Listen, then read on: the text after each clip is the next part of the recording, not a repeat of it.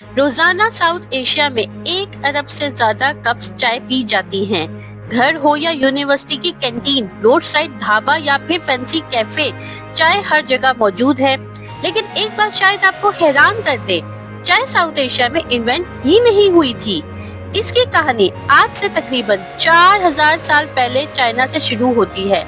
लेकिन Chinese T कुछ इस तरह दिखती है, सिर्फ चाय के पत्ते और गर्म पानी और बस। अब जरा इसे देखिए, गाढ़ी, मलाईदार, मीठी और इलायची, अदरक और मसालों की खुशबू से भरपूर।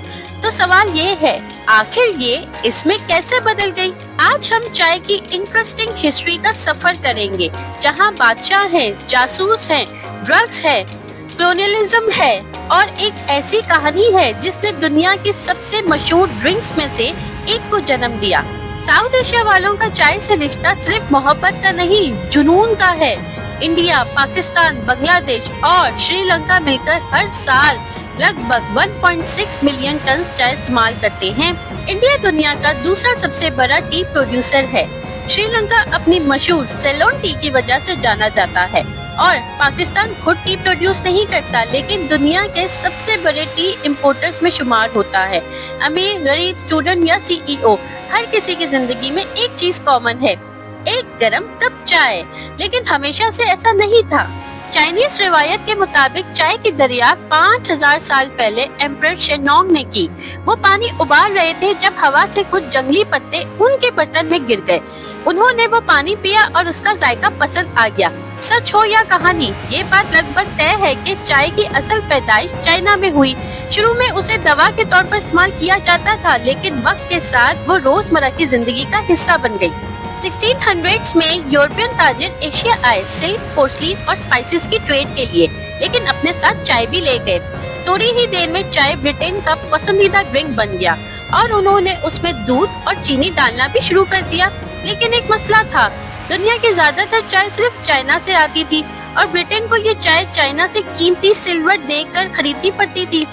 सिल्वर बेचने के लिए ब्रिटिश ईस्ट इंडिया कंपनी ने चाइनीज फार्मर्स को सिल्वर के बजाय ओपियम देना शुरू कर दिया चाय के बदले में। चाइनीज हुकूमत ने इस कारोबार को रोकने की कोशिश की और जंग छिड़ गई। ये जंगें तारीख में ओपियम वॉर्स के नाम से जानी जाती हैं। अब ब्रिटेन ने फैसला किया कि अगर चाइना से चाय लेना मुश्किल है तो क्यों ना हम खुद उगाएं। मसला ये था कि चाइना चाय उगाने और प्रोसेस करने के तरीके को सख्त राज रखता था।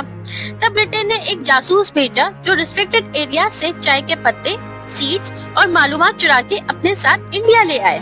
ये तारीख की सबसे कामयाब इंडस्ट्रियल जासूसी ऑपरेशंस में से एक माना जाता है। इन्हीं बीजों से असम और दार्जिलिंग के मशहूर टी गार्डन्स आबाद हुए और चाइना की मोनोपोली टूट गई। इंडिया में चाय उग तो रही थी, मगर इंडियंस उसे पीना ही नहीं चाहते थे। कई लोगों के नजदीक चाय अंग्रेजों की ड्रिंक थी। महात्मा गांधी भी चाय के खिलाफ थे।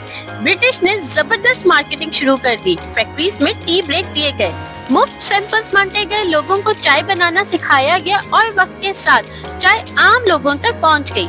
लेकिन इंडियन लोग ने ब्रिटिश की रेसिपी कॉपी नहीं की, उसे बदल दिया।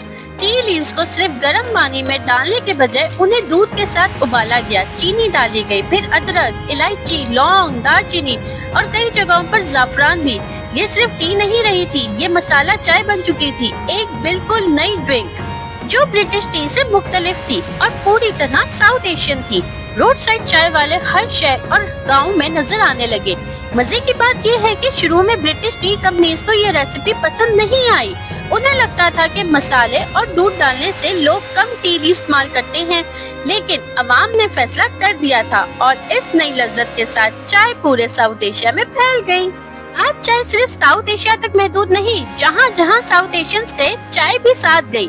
दुबई की करक, मलेशिया की तय तारीख, पाकिस्तान की दूध पत्ती, हर जगह चाय का अपना रंग है, लेकिन कहानी एक ही है। तो अगली बार जब आप चाय का कप उठाएं, याद रखिए आप सिर्फ चाय नहीं पी रहे, आप हजारों सालों की तारीख का जायका महसूस कर रहे हैं, जिसे साउथ एशिया ने अपनी पहचान दे दी। और शायद इसीलिए चाय हमारी तहजीब का हिस्सा है। कमेंट्स में बताएं कि आपकी फेवरेट चाय कौन सी है।